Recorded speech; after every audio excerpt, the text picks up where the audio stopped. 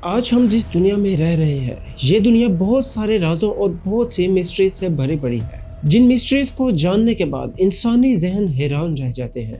Modern science چاہے ہی آج آسمان کو چھو رہی ہے، لیکن آج بھی ہماری اس زمین کے کئی ایسے راز ہیں جنہیں سلجھانا بالکل بھی ناممکن ہے۔ انہی مسٹریز میں تاریخ کے کچھ گم شدہ شہر ہیں جو کہ آج ایک قصہ بن کر رہ گئے ہیں۔ ایسا مانا جاتا ہے کہ ہماری ریکارڈڈ ہسٹری سے پہلے زمین کے مختلف حصوں میں کئی شہر آباد تھے، لیکن آج ہم ان شہروں کے بارے میں کچھ نہیں جانتے۔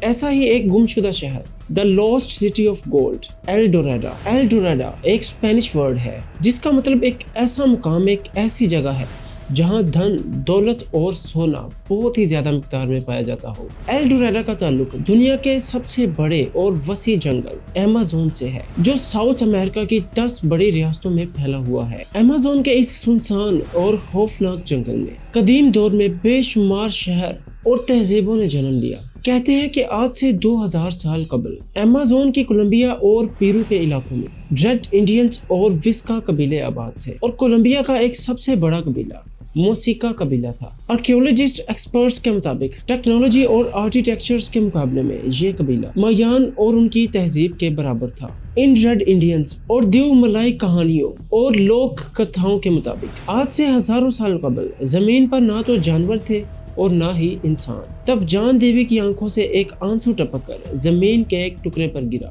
اور وہاں پر ایک جھیل وجود میں آئی۔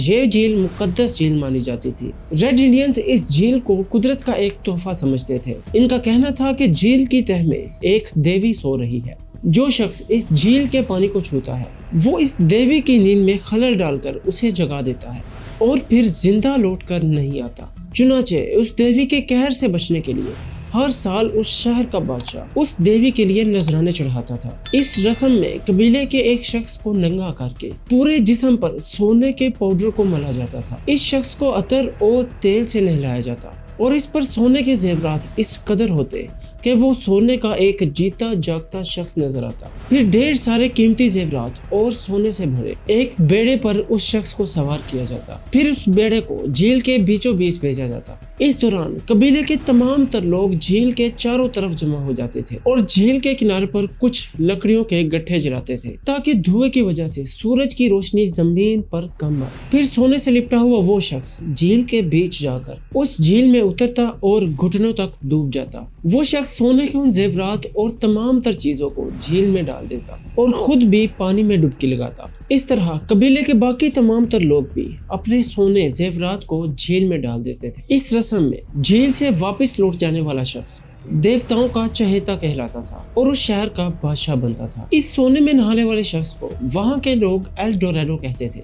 بعد میں وہ شہر ایل ڈوراڈو کے نام سے ہی مشہور ہو گیا۔ لوک داستانوں کے مطابق یہ پورا شہر ہی سونے کا ہوا کرتا تھا۔ یہاں کی عمارتیں، مکانات، مندر اور سبھی راستے سونے کے ہوا کرتے تھے۔ ان کا ماننا تھا کہ سونا ایک بہت ہی مقدس اور ان کے لیے قدرت کی طرف سے دیا جانے والا ایک تحفہ ہے۔ وہ سونے کے دیو اور دیوتاؤں کے مندر بھی بنایا کرتے تھے۔ جب سورج کی روشنی شہر پر پڑتی تھی تو ایسا معلوم ہوتا تھا کہ جیسے کہ جنت زمین پر اتر آئی ہو۔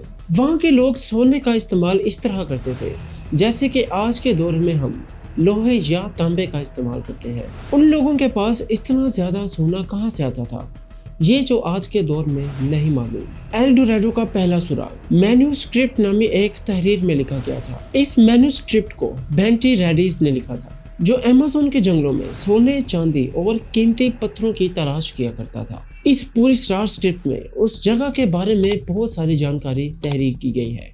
سبسکرائب۔